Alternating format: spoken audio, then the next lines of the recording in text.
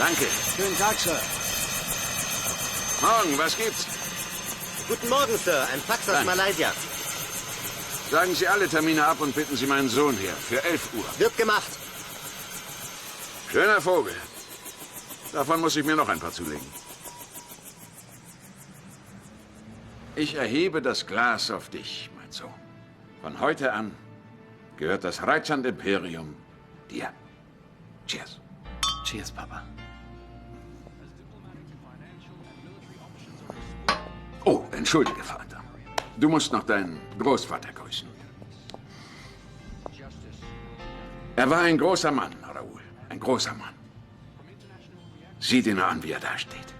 Was für eine Haltung, was für eine Statur, nicht wahr? Manchmal wünschte ich, ich könnte auch so dastehen wie er. Hey, das schaffst du nie. Entschuldige. Weißt du, Raoul, als ich in deinem Alter war, hat mir mein Vater etwas gesagt, das ich dir jetzt sagen möchte. Er sagte, das Leben hält viele Wege für dich bereit. Aber der Weg, den du wählst, muss der richtige sein. Ein Weg, auf dem du dir selbst nie untreu werden darfst. Du darfst nie eine Entscheidung treffen, die Schande über den Namen und das Ansehen deiner Familie bringen wird. Viel Geld verdienen, das kann jeder, aber Respekt, den verdienen die wenigsten.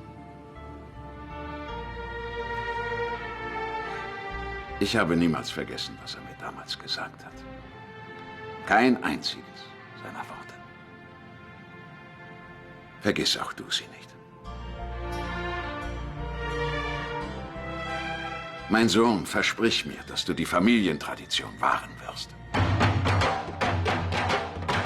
Versprich mir, dass du die Familienehre mit allen Mitteln schützen wirst.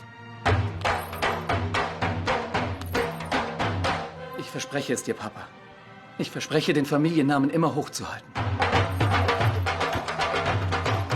Ich verspreche zu tun, was in meinen Kräften steht, um dir immer nur Freude zu bereiten.